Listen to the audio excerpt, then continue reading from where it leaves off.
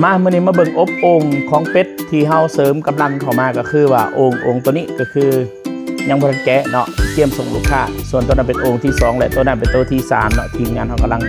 ลุยกันเดี๋ยวมาเบิ่งเป็ดปักกิ่งอบโอ่งนั้นสิเป็นแบบใดเนาะมาเบิ่งกันเนาะนี่แม่นโอ่งของเฮาที่กะเตรียม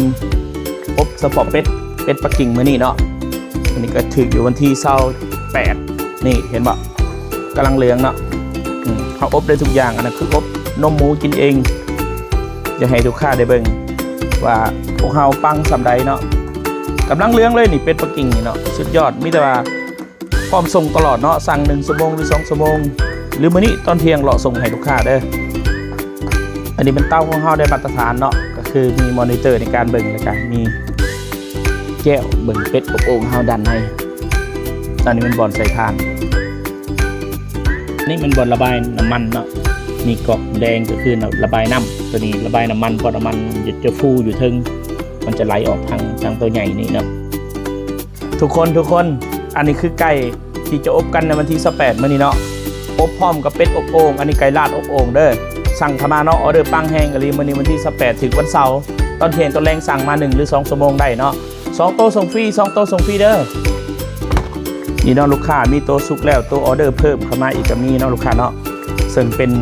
เป็ดปักกิ่งใส่เดียวกันเบิดเลยเนาะ110มีผักมีแก้วครบเด้อ2 โต๊ะส่งฟรีสั่งมาเลยเจ้าครัวบ่เสิร์ชห้านปิ่นมื้อน้อยเซโปนอยู่สวรรณเขตนครไกรสอนเด้อเป็ดอบโอ่งนี่ใกล้สุกแล้วเนาะเอามาทดสอบกันเบิ่ง2 โต๊ะเนาะจัดส่งมื้อนี้เลยเนาะคุ้มที่สุดเลยเนาะมันบ่กุยบ่เหม็น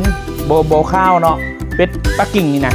เฮาใส่เครื่องเทศใส่ยังอันนี้พอค้าลองกินแล้วกินโดยตนเองแล้วเอามาขายเนาะนี่น้ำหยาดปาบๆเลยเนาะเป็นโต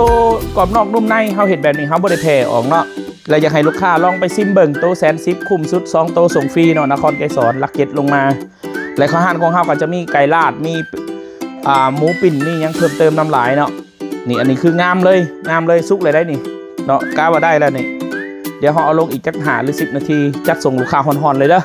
ค่ะเด้อสั่งมาเด้อสั่งมาเนาะนี่กำลังเอาลงให้ลูกค้าอีกก็มี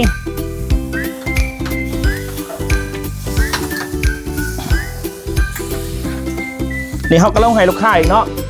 พร้อมเที่ยงจัดส่งอีกใส่เดียวกันเบิดเลยเนาะงามๆเลยบุรุษบุลื่นกัน2 ขีดบางโตเนาะ7 ขีด8 ขีด9 ขีด10 ขีดสั่งเข้ามาเราได้ลูกค้าเด้อ